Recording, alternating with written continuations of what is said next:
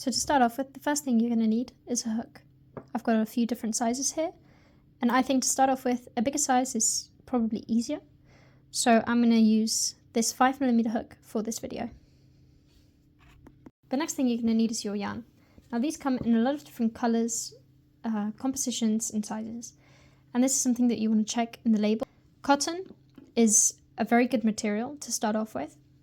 It's very soft, very nice for accessories and clothing items because it's quite a sturdy material, doesn't tend to stretch as much as others, and yeah, quite easy to work with. I think another very good material to start off with is acrylic because it tends to be the most affordable, very easy to work with again, very good for decorations, accessories, comes in a lot of different colours, and you can usually find a lot of variety with this material. I think materials that you want to avoid if this is your first time starting out with crochet is things like mohair, wool. So for this video I'm going to use this white acrylic yarn because it's my thickest yarn at the moment, so it's going to be nicer to show.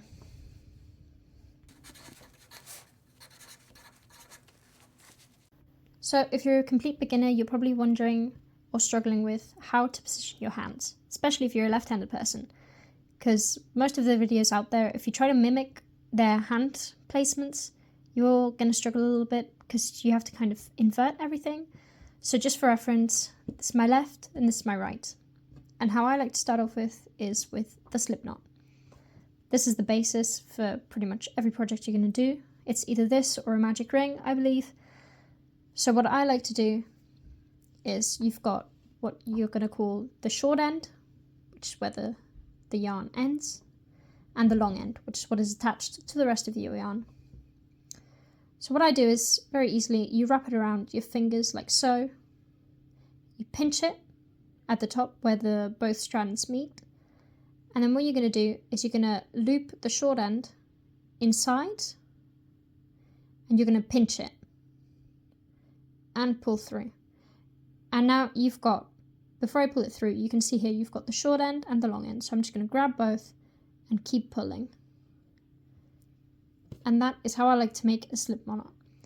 Now, making a slip knot, there are countless methods, countless ways. You could find hundreds of videos online probably of showing you different ways to do them. And this is like a very basic thing that it doesn't really matter if you're left-handed or right-handed.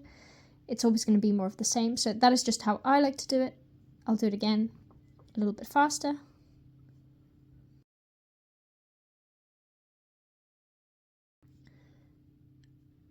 And like so.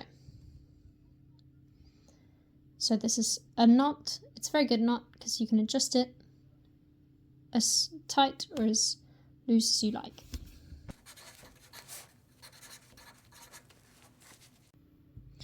So when you have your slip knot, what you're going to want to do is you take your hook, you insert it. Now, it's very important to see how you position your hands. For this, your left hand is going to be your working hand. It's going to be the one that holds your hook. Now, this is where it's different because, again, obviously for right-handed people, you would work like this. But this is how you're going to feel most comfortable, probably. So, you want to hold with your right hand the end of the string, not the short end, but the one that connects with the rest of your yarn, so what you call your long end. And the hand positioning, I've seen a lot of different ways of doing this. This is the way that works for me, but you just have to kind of play around with it and try and find something that works for your hands. So you wrap it like so, and then I kind of just pull my index finger up like this, and with my middle finger and thumb, I pinch or hold on to the tail of the short end, just kind of to position my yarn to keep it a little bit more firm, and you're ready to start. The action of doing a single chain is very good to practice if you're a beginner. So for me, what I do is I go under, you hook it, and you pull through. Make sure that you can see this. This is the first chain.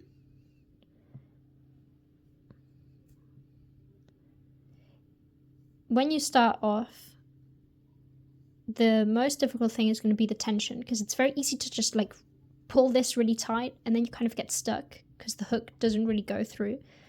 Or maybe you've made a really big gap, so when you pull through, it just kind of looks a bit uneven, and you're kind of wondering why it's not looking like a perfect chain. This is something that gets a lot easier with practice. There's nothing really that you can do about it unless you practice a lot. So again, I've made a couple of chains here with very different tensions, and you can really tell where I've been tight and where I've really loosened it up.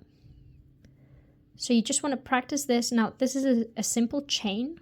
This is going to be your starting chain. So when you're doing a pattern and it says, okay, now chain 10, it's going to be something like this. Now, once you feel you're confident making a single chain, you can move on to learning the different types of stitches. You have the basics, which is single crochet, double crochet, and half double crochet. I feel like with those three, you can really do most of the crochet patterns that are out there. You know, you're missing a couple, but those really, I mean, with variations of those, you can do pretty much everything. So let's start off with the single crochet, which... Now, I've changed the yarn because I think this is easy to see in this yarn, not just because it matches my nails, but it is a nicer one to be able to see the stitches. The wool yarn was kind of getting a little bit unclear. So, okay, now you've made your chain, you're going to want to learn the single crochet with your chain. Now, in this chain I have, let's see, I have 1, 2, 3, 4, 5. Yeah, I've made a chain 5. Well, 6 really, if you count this one that's kind of hidden at the top. Learning to count chains is tricky, but it does take a bit of practice. Now, once you've made... So I've done chain 6. Okay. Much better. You've made your chain. And you've chained 1. So this last loop that you see attached right next to my hook is my chain 1. This doesn't count. I'm going to go into that second one. So this is the first from the hook, and this is the second from the hook. And you're going to go into that second. So I'm going to just go into the top. This might be a little bit tricky if it's really tight like this. It's gotten a little bit tight. Doesn't matter. You just kind of play with it. Poke through. You're going to loop as if you're doing just a regular chain. And you're going to pull through that first one. Now you've got these 2 loops on your chain. On your hook, sorry. You're going to loop again and pull through both. And that's a single crochet. Now let's move on to the next. This is again tricky to see because you might be asking, okay, which one is it the next? Is it this big gap or the next one? This big gap is actually part of that crochet that we just made. This gets easy to see with time, so you're going to want to go into that second one. So not this big loop, but this one. This is your next chain. Pull through. You've got 2. Loop and pull through both. Now, as I do that, when you pull through a loop, you kind of stretch it out. So you make a big gap, such as this one. This is the one we just did. This one. The next one on my chain is this. So I'm going to go in, pull through, loop, pull through, both. And this is what we've just worked with. So something I like to do at the beginning to see is if this is connected directly, so if what I just made is directly looping onto this part of the chain, this is what I just worked with. So you need to move on to the next, which is going to be this little V. So we're going to go back in. You insert, pull through, loop, and pull through everything. If you stretch it out, it does make it easier because it kind of evens out all the tensions. So again, this is what we've just worked with. We've got two chains remaining to finish this row. So I'm just going to quickly do that. Pull through. And where's my last one? This one. And pull through. Great. So let's count them. To count, this is what you're seeing when you're working. You just turn it to see where you can see these are kind of like V's, if you think. Oh. You can see these little V shapes. Each V is one stitch. So it counts as one. If you stretch it out and play with it a bit, it tends to be easier to see, because sometimes if your yarn is a little bit fiddly, it can kind of turn on in itself and you can kind of get a little bit lost. But if you just kind of stretch it out and organize it, it gets easier to see. So we've got this first V, 1, 2, 3, 4, 5, and 6. And that's great because I chained 6 to begin with. Now, turning your work, because now we need to turn and go back where we came from. This is, I think, probably the trickiest thing.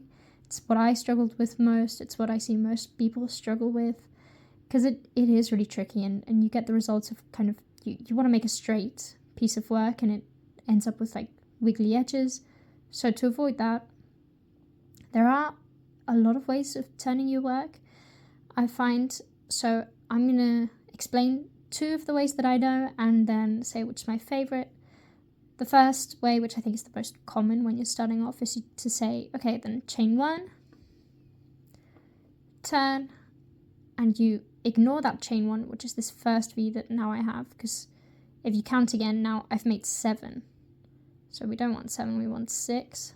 So you go into the second one, go in, and then continue down the line. This is a very simple way of doing it. It does leave this like extra chain 1 end, which the result would look something like this. So this is just a little sample I made quickly. This is what happens when you chain 1 and turn, which is what's recommended, but again, personally, I don't like that it gives this kind of not squiggly, but you can see this extra loop which we're using to turn, which, I mean, it depends. If you're just practicing and you don't really mind, then that's fine, I suppose. It kind of really does depend what you're making. Another way of turning is, for example, what I like to do when I want a really straight, clean edge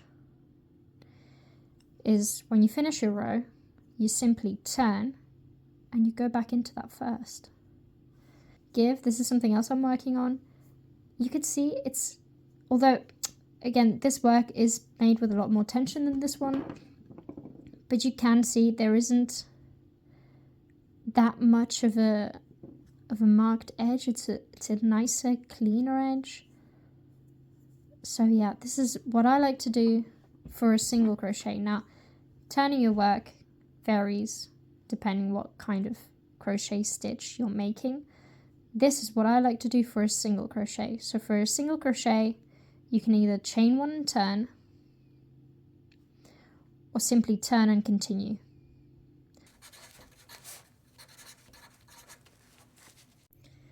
The next one is the double crochet, which is a bit of a bigger stitch. It's a lot taller. It's the tallest of these 3. So again, let's imagine we've got your chain. What you're going to want to do is you chain 2 from the part that you want to start. So let's see, here we've got 1, 2, 3, 4, 5, 6. Okay, we've got another chain 6. You're going to want to chain 2. Then you go back onto that first one before your chain 2, so it's going to be the third one from your hook. And this one is a bit of a longer process. You loop first, then you insert, you pull through, and now you've got 3. You've got 3 loops on your chain, on your hook. So you loop again and you pull through 2. Now you have 2. You loop again and you pull through both. So this big hole here, because I'm chaining this with quite a big hook for this size of yarn, this is what you've just worked on. So you move on to the next, which is this one. So let's see, you loop, insert, pull through, you've got 3. So then you loop, you pull through 2, you loop again, and you pull through the last 2.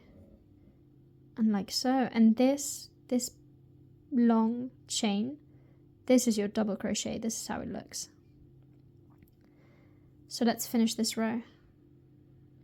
Loop, insert, pull through, pull through 2, pull through.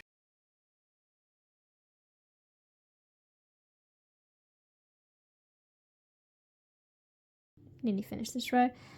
Now you can see the tension. I'm not making this really tight. This is actually quite loose. So you can see the gaps between each chain. Makes it nicer to count. So you have 1, 2, 3, 4, 5. And this is my chain 2. The last one.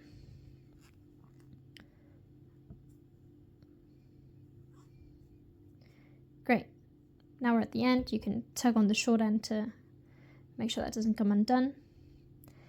So turning your work with a double crochet.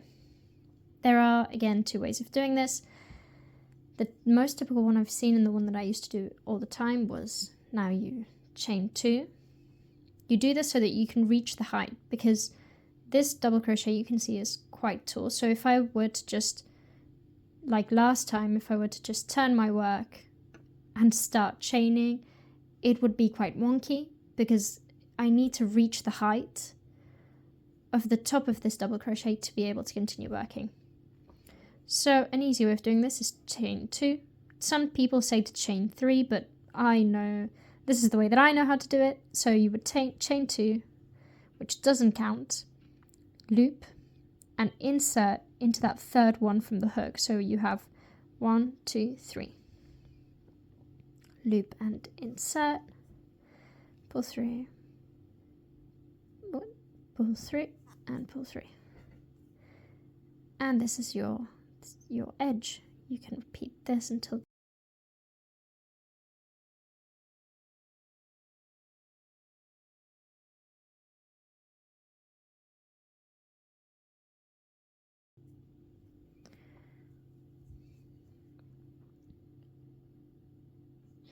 okay, so here you can see I've finished my row again, and I just counted, and again you have your 6 V's. So these are your 6 chains. Now, if you continue this way, you're going to end up with something that looks a little bit like this. Again, I've used this chain 2 and turn method to do this. It's a little bit, it's very loose, it's very wonky, but you get the idea. This is how it would look like. And again, you get these kind of slightly uneven edges. If I had used more tension, this would look a lot neater, and this is a perfectly good way to turn your work for a double crochet. But let me show you another way that I really like. It is a little bit more complex, so if you're struggling with this, I do recommend you just stick to this for now. But if you've already practiced this a little bit and you want to learn something new, well then there's this. Okay, so you finished your work, you turn it as usual. Finished your line, you finish your work, and you're going to turn and you're going to go straight into that first stitch. You loop, pull through, you've got 2, loop again, and pull through both, kind of like you do with the single crochet, just that. Now, this is important to be able to see it. You're going to end up with something that looks a little bit like this. This is your working, this is where your hook is, and on your hook, on this string that you can pull in and out, you're going to have 2 loops. You're going to see them here, 1 and 2. So what you're going to want to do is you're going to want to go straight in to the one furthest from your hook. So this is what I call the one furthest from you. Some people call it the first loop. I understand it better with reference to where your hook is. So the furthest one from me is this one, this second one. So you're going to go into that and you're going to pull through. Now you're going to loop, pull through one, loop again, and pull through both. And this way, we've just created the height of a single crochet and the first single crochet without having to chain two. So this is your first working chain, and you can see this edge. It's a really nice straight edge. So you can continue down your chain. I will be repeating this when I reach there. So I've reached the other end. Now I'm going to turn my work, and same as before, go straight into that first one from your hook, pull through, loop, and pull through both, just like you would a single crochet. Now you've got, on your yarn, you've got two loops. You're going to go into the furthest one from your hook, pull through. Now you have two on your hook. You're going to loop and pull through just the first. This is a little bit tricky, so I like to kind of hold the furthest one back and pull through, loop again and pull through both. And you've got this first stitch, the first double crochet, and you can continue like so until you're back at the other end. If I were to use a smaller hook and put more tension into it, you could end up making something that looks like this. This is a little panel that I made to work for something. Now you can see these edges, they're always going to look a little bit well, not perfectly straight, but it's pretty good. I'm quite happy with it. And this is how your double crochet looks like with more tension.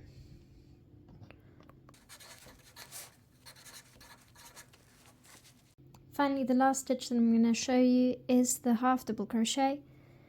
This is a variation of the double crochet, so you're going to start off the same way.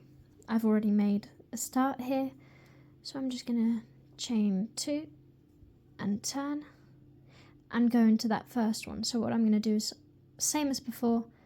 You loop first, insert when you want to chain, pull through. Now again, same as the double crochet, I've got 3 loops on my hook. Instead of doing the pull through 2 then pull through 2, what you're going to do simply is just pull through all 3. Simple as that. So again, first you loop, insert, pull through. You've got 3 loops on your chain. So you're going to loop and pull through all 3 at once. This gives kind of like a more condensed version, I suppose, of the double crochet. So again, you loop. Now, if you've noticed, I usually steady my hook with my index finger from my left hand. This is just something that helps me, so maybe you find that it helps you also to guide your hook with your index finger. That's just a little tip. And again, especially when you've got really small yarn like I do and quite a big hook, because I want to make it quite loose for you to see, it can be a little bit tricky. Again, pull through. You've got 3, you loop and you pull through all 3, like so. And again, the way to turn your work, you can chain 2, turn, you go into that third one, loop and pull through. Or another way of doing this is you simply turn your work, you go into that last chain, pull through, loop and pull through. Now you've got this single crochet, right? And this is your yarn. You've got both loops. Now, same as we did before, you go into the one furthest from your hook. Oops, sorry. Go into the one furthest from your hook, loop and pull through. Now you've got two, and instead of doing pull through one, then pull through the other one, what you're going to do is just loop and pull through both at once. So you've made, same as before, kind of like the shorter version of the double crochet. An example of how this can look when you make it quite tight. These are some half double crochets that I use to make this supplies case.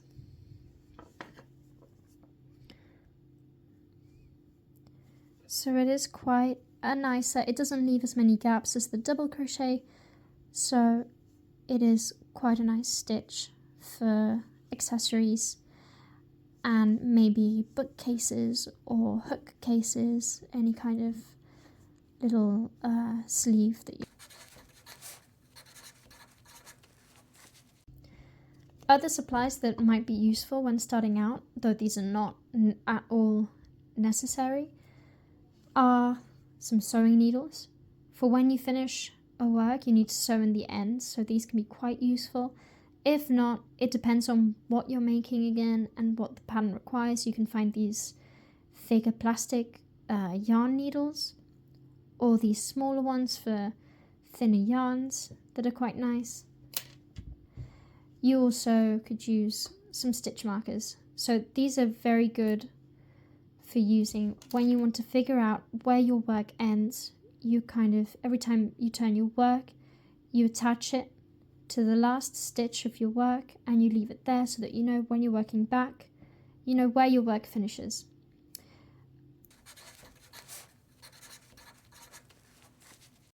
So when you're just starting out, you might be wondering what kind of things you can make as a beginner. I recommend making things such as cases. This is a little Kindle sleeve that I made quite a while ago, and this is made just by, I think these are half double crochets. I believe these are half double crochets that I made, and I made 2 rectangles, and actually I made this quite a while ago, so I think they're not very even. Or actually, no, yeah. Well, I think I may have added some extra stitches at the end here. But yes, this is just one rectangle that I added this kind of shelled edge to it. So there's just 3, I think these are 3 half double crochets maybe, to make this kind of scalloped edge. One rectangle, and then one shorter rectangle that I sewed onto the front. I wanted to add a button here, but I never got around to it, so this is just how the sleeve ended up. It's a really basic project, but quite nice for a Kindle or a book, or maybe for your hooks. If I made a smaller one, maybe to put all my hooks in, that's always quite a nice idea. Another very good thing to make as a beginner when you're practicing out all these different types of stitches and techniques, granny squares. This isn't a very beginner friendly one, but this is just an example to show you what kind of things you can make. This is a little flower granny square that I like to have on my desk, and I use a coaster. That's quite a good way to put your squares to use. And again, it's a really good way of practicing color change. So making granny squares is another thing that I really recommend.